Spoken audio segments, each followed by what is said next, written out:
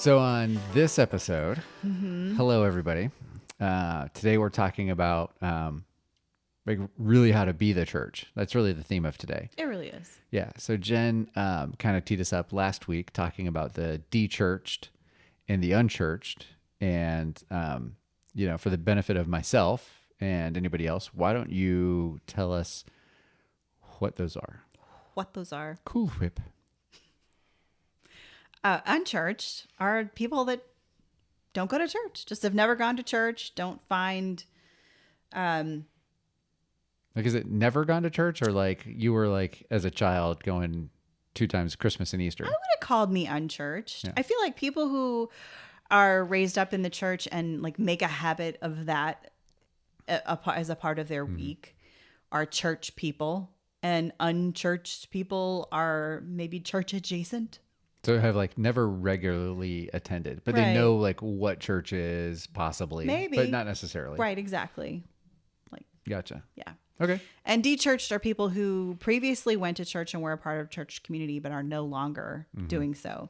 So it could be people that just, stopped attending, like a lot of people did during COVID. Once you get out of the habit, it just doesn't seem like a priority anymore. And so sometimes people just stop going.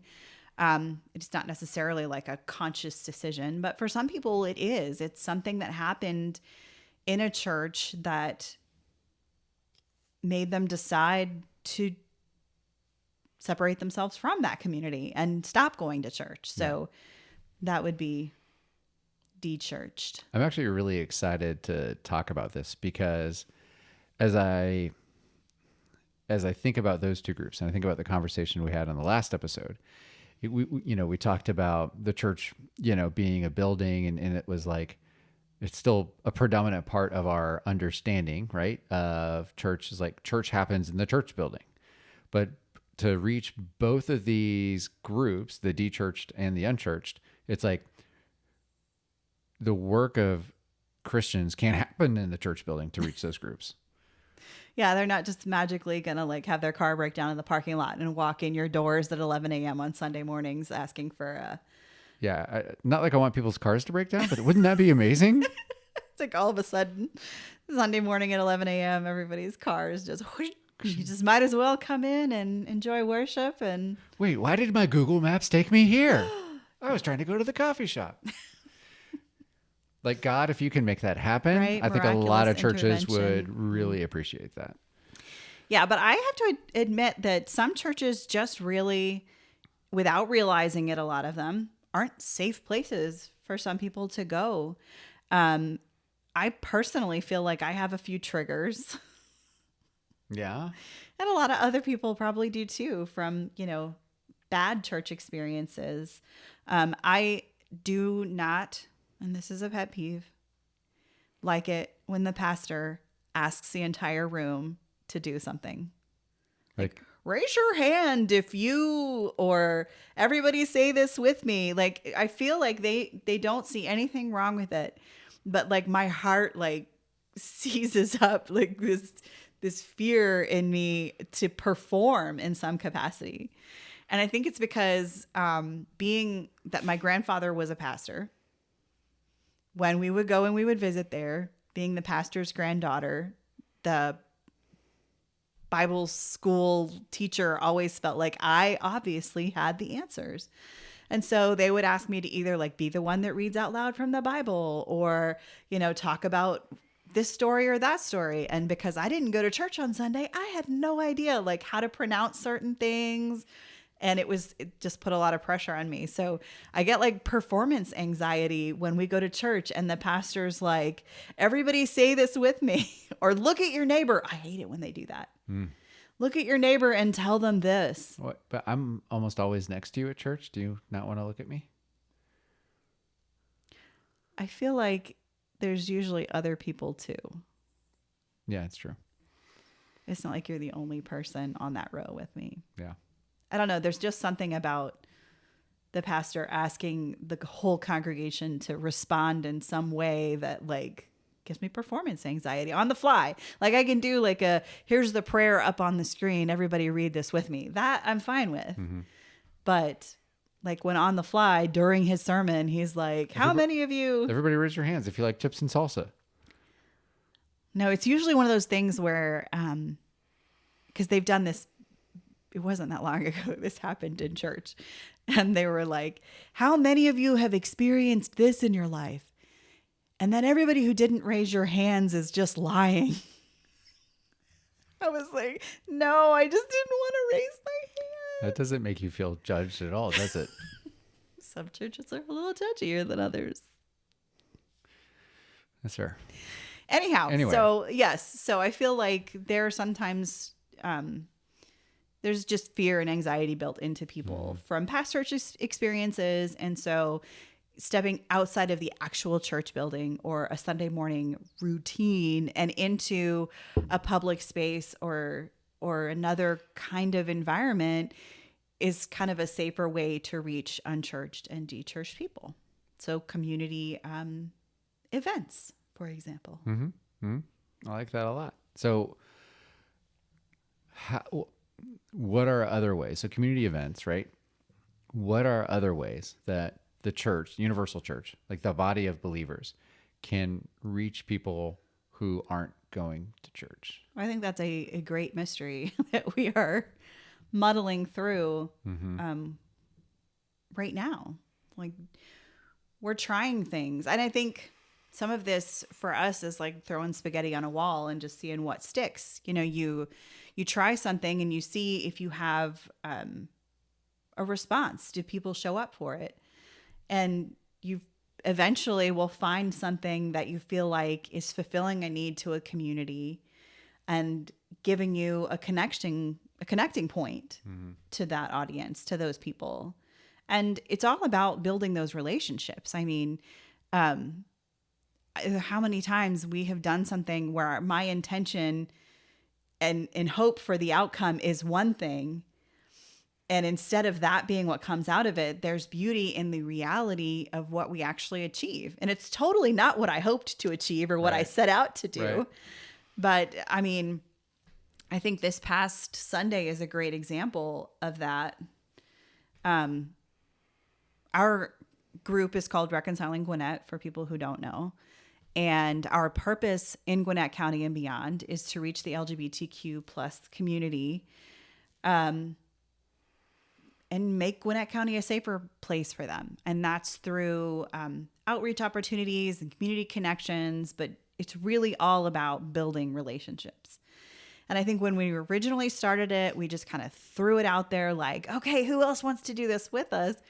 And what we ended up with was a lot of allies. Right. But not a lot of members of the LGBTQ plus community. So that's not really what we set out for, but that's what we ended up with. So we turned kind of from being a spiritual or faith-based community to an outreach community, because these people already had established, churches that they went to and church groups and church communities and Bible studies that they were a part of. They didn't need another of that. What they wanted was a place where they could serve the community within Gwinnett County. These were people who wanted to, use their time and their gifts and their strengths to make Gwinnett County a safer place for the queer community. And so we started doing more outreach and missional events. So this past Sunday was our gender nonconforming clothing closet. And we had a huge response from people who wanted to donate and to support this event. And I think what we did not do well was make clear to the queer community what the event was for and reach that audience so that they knew that they could come and use the service, get the clothing, come and pick it up. It was all free. So it's like on the planning side, on the one side, we did really well. And on the actual, follow through maybe fell a little short. But what did come out of it was some really amazing moments to be in relationship with these volunteers that showed up. Yeah. And build connections with churches in the area that wanted to donate and came out like gangbusters. Yeah. Man, there was just clothing everywhere. So it gave us an opportunity to build connections with churches in the area that are affirming, build connections with the clothing closet in Lawrenceville that's hopefully going to be a connecting point for us in the future. And these amazing volunteers that showed up and like just went to work. They just, Yeah. I mean, they have a huge passion for like serving that community, regardless of what like their faith motivations are, right? I don't like it wasn't a faith-based event, no. right? And so a lot of people who were there like really just want to serve the LGBTQ community. But it makes such a perfect example of how we can love people just by trying to, by being in relationship with them. Yeah, like reflecting on that event a little bit. It's interesting because we had a booth at Gwinnett Pride, like here, and when I would, it's like anywhere else, we're trying to get email addresses, right, and grow our mailing list shamelessly. So, but it was like, as you kind of give the spiel about what our group is about, there were certain things that, you say, oh no, we're a faith-based organization. And I think that was a turnoff for some of the people there. But the big thing that was like really attractive to that audience was we're doing you called it a gender non-conforming At the clothing, time, we were kind of saying a trans clothing closet, right? But when we would tell people that, like their eyes would light up and it's like, oh, you guys are actually really trying to do something impactful and good. And so I think we felt like there was an appetite out there for this event and this type of event. What I don't think we have figured out is like, what's the best way to reach the addressable market? Yes. Because I mean, to give a little background, when we kind of were gearing it towards teens and young adults, I think when young people come to that moment in their life where they're brave enough to come out and say, this is who I am, there's not an easy way to express that externally. I mean, not everybody can just run out and buy an entire new wardrobe. I mean, that's expensive. Well, yeah, and they may want to express themselves without being out to their parents. And mom and dad, like if they're not out, it's like, how do you get them to buy gender neutral at the best, back to school clothes? Yeah, that's a good point. I mean, it's tough. So there was a group in Gainesville that does these pop-up swaps that I think are awesome. Yeah. And it's trans young people, and they're kind of providing this connection to one another. Like, I'll bring all of my dresses that I'm not going to wear anymore. Yeah. And you bring your boots and your pants, and, let's see who wants things. And so they would do these kind of randomly once a month, these pop-up shops. And I thought, oh, that's amazing. Like, of course, that could be something that we do, and we could do it in a really big way if we connect to our entire support system. And we did on that for end. Donations. Yeah, really well. I mean, we had a 10-foot U-Haul that was full. My car was full. Yeah. Other people were still dropping things off on Sunday morning at the event. The Aurora Theater hosted it. That room shout out to the Aurora Theater. We were in their black box theater in the old Aurora building, and there was not enough room in the room for all the clothing. Yeah. So all of the shoes and the jeans and the shorts, and there was hair products and makeup products and, other beauty products. And that was all out in the lobby. And then the volunteers that showed up and they jumped in and just went into action and were organizing and working the whole time that they were there. And I could see where it would be disappointing to then not have like a huge crowd of young people come in. But I feel like there's always some nerves in that. Do I trust? We haven't established trust with this audience because we're a new organization. Earning the right. Yeah, we haven't established ourselves in Gwinnett County. They don't really know who's running this. Yeah. And because we're a faith-based organization, we've made that clear. Not that anybody who's a part of our group has to have the same beliefs as us, but those of us that founded the group are Christians. And that's pretty much what we've said. that we are Christians. But nobody that comes and volunteers or is a part of our group has to be a Christian. That's just us establishing who we are and why we started this group. And I think I lost my train of thought. Yeah, no, it's good. So I think let's kind of let's kind of go back to the beginning of this, which is like how does the church reach Oh, the well, that was the unchurched point, and that dechurched there is a distrust for faith organizations already established in that community? Right. That was right. the point that I was trying to get to that I didn't quite hit. Yeah, no. So I think it's I think you're totally right. It's earning the right. So it's like when I would serve in youth, that's one of the things they taught you as a youth leader is like you have to earn the right to like have meaningful conversations with the students, like the youth that you're leading, right? And like 95% of the time for them, it's just like showing up. It's like be available, be present, be consistent. Like that's meaningful enough to them. Now it's way more difficult, right? Because it's like there's not a program that's set up. They're not coming to youth group on Wednesday nights, right? So it's much harder to earn the right. And so it's like that's a great thing for us, for our group to focus on, right? The other thing I think of is it's like, so I do a little bit of sales for work, right? And so it's like there's like different levels of sales, right? And so like at the highest level, if you can sell somebody something when they don't have a need for it, right? So like you're whetting their appetite and you're like you're making them realize that there is a need for whatever your product is.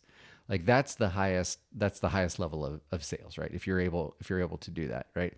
And so and I'm cautious to compare sales to I was like, where is he going? yeah, to compare it to like reaching out and outreach and all that stuff. But it's like if the name of the game is to get people invested into your group and get people like hopefully in a relationship with Jesus, it's like I think the church kind of takes that like unhealthy sales approach where it's like you need us or else you're going to hell.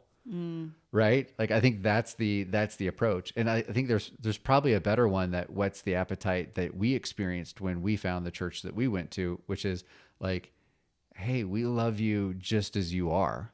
We love all of who you are. Right. There's a love there that is so beyond understanding or comparison that it's the word unconditional just doesn't do it justice. It's like the twist at the end of Monsters Inc., right? It's like their power was fear, and then you turn out like laughter is actually 10 times more powerful. Wow, that was deep. Yeah. That was like, where did you pull that from? That Monsters Inc. reference? Because that was spot on. Was it? I'm kind of impressed by that. I mean, I've always been impressed by that twist in Monsters Inc., but it's true. It's like in this instance, it's like, most of the time the sales pitch for a lot of churches is like turn or burn, right? It's like you're a sinner. All of us are sinners. And the only way to not pay the penalty of being a sinner is through Jesus Christ and a relationship with him. And like, well, that's true, right? I believe that that's true. Like it's not a super compelling message to somebody who's either dechurched for sure, right? Or unchurched. I think a more compelling message is like, hey, it's like, we think you're amazing. We think God loves you. We think you can maybe be more amazing. We want you to have the richest, fullest life that you can. We don't think God loves you. We know God loves you. Fair enough. We know God loves you, right? And we think the way to have the best life is by having a relationship with Jesus. It's not having a relationship with Jesus so that I can save myself from hell. It's having a relationship with Jesus because he's going to make me into a better human. He's going to make me into a better person. Like my life is going to be more enriched. I'm going to have more joy. It's like, it's 3D Technicolor rather than like 2D black and white. Yeah, I've kind of found that one of the things that is such a blessing for me is like I understand. First of all, I know God loves them. Yeah. That's just the thing I want them to know. But I want them to know that I love them.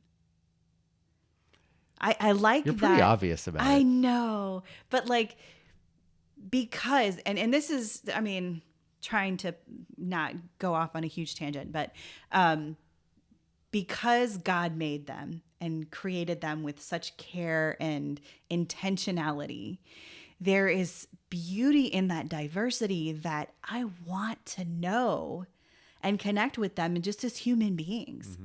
And I will say, like, until I don't know, like 5 years ago, we just didn't have this kind of relational understanding of a lot of these complexities. So, getting to know the people that I have met over the last couple of years doing this work, they are so beautiful. And it has been such a joy for me to get to be in relationship with these people and get to hear their stories and get to connect with them.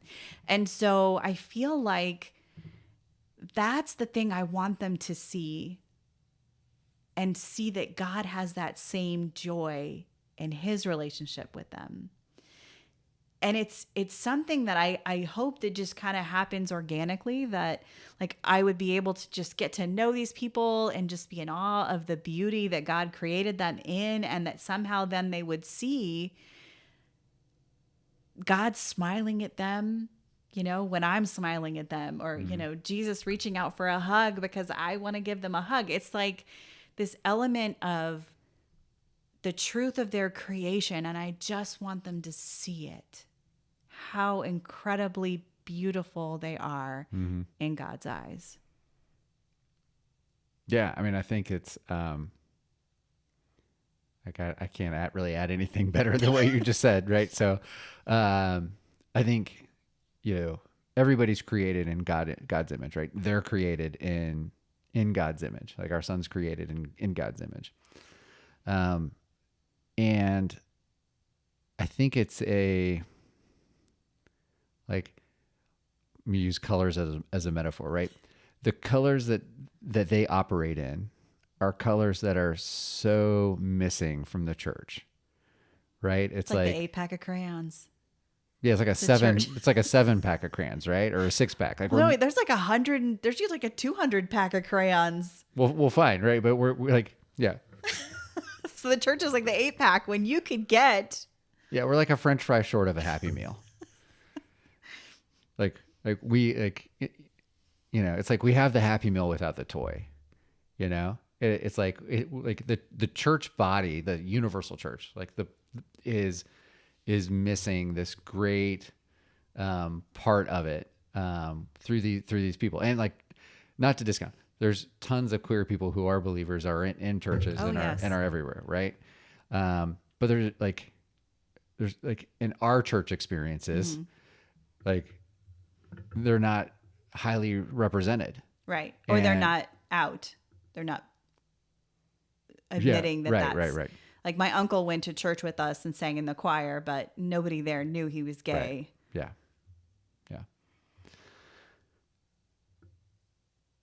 So Are you stuck? no. So this is like totally off topic, but I think it's relevant to what we're talking about now. A problem with our churches today, they're too segregated. Well, yeah. But it's like Wait, are you having like an epiphanal moment no, here? 'Cause- no. Maybe. But it's like, I always knew they were segregated by race, right? But I never thought around like sexual orientations. Well, I think a lot of it is the thing that you're comfortable with. Like, this is your flavor of ice cream. This is your flavor exactly. of church. Yeah, I think that's the way a lot of churches function, and why we have so little diversity in church communities, because you're going to go to the place that everybody's just like you. That's so disappointing. I know. Like, I guess I'm slow and I'm just figuring this out, but like, that's just really. I think the thing that's hopeful for me about that element of church is that there's this generation that's growing up now without as much stereotyping. Like, there's just a better understanding of the beauty in diversity. And I hope that as they grow up and inherit the church to their generation, that they will have been brought up never feeling othered. Yeah. And then they don't go and seek the place that feels like them. Because I feel like that's what a lot of people experience in the church if you grow up in the church and you leave it, it's because there was something that made you feel like you didn't fit there, that you were too different. There was something wrong with you. Yeah. And you couldn't continue to go back and have that mirror flashed on you, where it's just reminding you of all your faults and all your shortcomings and where you weren't good enough constantly to be a part of that community because you didn't fit. Mm-hmm. So I'm hoping that the generation that's growing up now won't experience that and won't feel the need to leave in the first place. And then they'll grow up together in community and build something new and truly reflecting of their beauty and diversity. Yeah. Well, I hope that's true. I hope that's true too. I'm just going to hold that little vision in my dream bubble. Well, yeah. I mean, what you're describing is heaven. Oh. Right. And heaven, it's I don't know if there's going to be any of that stuff in heaven, any of the things that separate us and segregate us. I don't know if any of that's going to exist in heaven. I got no clue. But yeah, all of us worshiping together, I feel like that's true. So that's what it sounds like. And it just stinks that it's really hard to do that here. Yeah. Well, I think what we're trying to do right now and trying not to get discouraged by how slowly it's happening is just showing up on a regular basis out in the community, trying to be consistent as much as we can. Tuesdays seem to be kind of our go-to night, but it also seems to be the worst night of the week for most people, unfortunately. Well, it's every restaurant, brewery, bar, whatever. It's their slowest night. So Which is why we do it on Tuesdays, because they'll let us bring a big group in. Yeah. And we're hoping for a big group. But we're hoping for a big group. Yeah. And the last thing I want is to feel like it's a really bad experience for people. If we did have 15 people show up, I don't want them to feel like we had to wait 45 minutes for a table, on a Friday or so. What are some other actionable ways? What are some other ways that we can be the church, right? So I think the one I think we defined was we have to earn the right? And then I think we have to give. The thing I will add is I think we have to give purpose, right? And so by that it's once we've earned the right and we have purpose or value, maybe value is a better word, right? Vision maybe, but once we pick your word, dude. I'm gonna remain indecisive, okay. And you can't make me. Once we've earned the right for people to listen to us and have a relationship with us, it's at some point it's what's the journey that we're going on? I think that I would cut you short there a little bit, because I think what I would envision for this group is not that we're teaching anything. It's an opportunity to come and be in community and have part ownership in it. Yeah, and I wasn't speaking just of this group. Right. I was just speaking right at a but at a I higher think that level. Is a good way to consider it for any community, including a church community that's traditional. Just it's your church. It doesn't belong to the pastor. It doesn't belong to the leadership team. It belongs to the community, and everybody gets to participate in that and be a part of creating that vision, or should. Okay, so I can what's your next step if you were going to put it in a earn the right, and then what's your next step in a bullet list? I didn't create a There's no bullet list. I would say earning the trust, building relationships. Yeah, when I think about our early church experience, I think it was one of the most impactful things was they earned the right to for us to be interested because they were just so stinking loving, right? From the beginning, right? But then I think the thing that took our experience to the next level was like being given a place to contribute, like a place to serve. Like, and that's really what I meant by like giving us a purpose. It's like, hey, your purpose within this organization is to do X, or within this group is to do X, and I think that gives people purpose. It makes them feel valuable. And so that's where I kind of had like those two words. That's where that was coming from. It's like, hey, it's like we want people to be a part of this group, and like nobody has to take it past the level of showing up, right? Like, I mean, nobody has to show up, but like if they show up, that's great. But Well, that's been evident. chin up, babe. But yeah, I mean, it's like I think so that to me that like that's the next. It's like you get them invested and you earn the right, and you give them a little bit of a hunger for that community. But then it's like in order to get that investment, get them invested into it more, they need to feel valuable within that organization, within the group, right? Organization's too big of a word. I'm sorry. But like within that group, and it's like, what's their role? What's their job? What can they do to help? And I'm going to stop talking now after. No, I think it's hard for me. Like, you're talking about it in more of like as the church, how do we do this, and you've got bullet points. And I'm more like the mom hug version where I'm just like, what do you need? Let's do this. Like, I'm thinking specifics, to our circumstance, and you're thinking overall.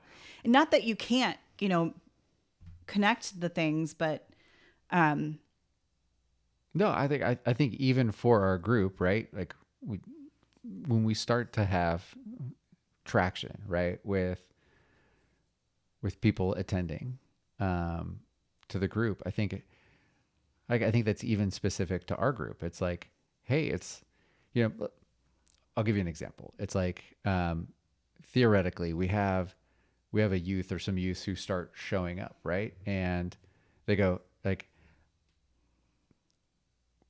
they may want to know like how else can they contribute to the group. It's like, this has been really meaningful to me. I want to be able to contribute to the group. And it's like, hey, well, it's like giving them something to do gives them like a purpose, gives them right. That I think this is where we go group. back to the old pastor stance. What would you like to do? Yeah. Yeah. No, Because I think you're absolutely right. I feel like a lot of this is, like I said, throwing spaghetti at the wall. We're still trying to figure out, what is our purpose? Who are we trying to reach, and how do we build connection and go about that? So I feel like, for example, this past Sunday, we had a couple of volunteers that were high school students getting their service hours for Beta Club. And that is a connection that I really had not considered, that there may be, an audience that's in high school right now that they don't really know, who they are yet, or who they're going to be, or what their sexual orientation is. I mean, that may just not be on their mind yet, but what they do need is a safe place to be in community where, they can come to Taco Tuesday one week and say, hey, today my name is John and I go by he, him. And we're like, okay, cool. Let's see how that feels and respect you in that. And, that's not something that they're going to be able to get just anywhere. Mm-hmm. And it's hard at home for some kids to be who you really are. And in your church, for sure. I think for now, I feel like, we do Taco Tuesday once a month. And that's just come and hang out and eat tacos with us. We're not, you can just talk about your life, and we're just building relationships and being in community together. And we do game night once a month. And again, that's just another opportunity to get together and play games and build community and build relationships. We want to create safe places in Gwinnett County so that people know, okay, this is a group of people that are affirming. I could come and I could just hang out and feel safe to be who I am in this environment. And so we hope that people will come and just be a part of that. And Yeah, I mean, I think it goes back to one of the things we talked about in the last episode, which is authenticity, right? I think that's really what we're about, right? We want people to be their authentic selves, right? We don't want, like, we're not, nobody's got to be on their Sunday best, right? You know, we're certainly not. And so I think like that's really like whatever's going to make anybody who comes comfortable. Like that's how they should show up. It's who they should be. Anywhere from like, you just want to sit in the corner and be a wallflower. That's fine. yeah, absolutely. You know, we'll give you some snacks, some chips and salsa, A deck of cards. You can play solitaire. deck of cards. You don't have to play solitaire if you don't want to. Right, though, right. Because No you can pressure. yeah, right. Absolutely. Yeah. But the other part of it is finding safe spaces throughout Gwinnett County. So we have the safe space pledge that business owners can sign. And then we give them the stickers to hang in the window. We can talk to their staff about pronouns and how to be an ally in the restaurant biz or whatever. And we even have pronoun buttons if they want to have their wait staff wear pronoun buttons or ally buttons or however they want to express that to their community. But I think that makes a big difference to the queer community to be able to see that there are places in Gwinnett County that are willing to make that statement that, you know, we believe that equality exists in action. And this is going to be a place where you are affirmed and not treated differently, no matter who you are. Not super common in the South. It's really not. It's really not. So when we have restaurants or businesses that are willing to make that statement, then that's huge. Yep. And we want to be able to kind of be the front on that. You know, we're willing to kind of walk door to door and talk to business owners and talk about how important it is to be affirming. And I think that's a good topic for us to talk about, and probably not on this episode. We're running long. Because we're running long. There's probably some stuff I can cut out. But what is the difference between being welcoming and affirming? Mm-hmm.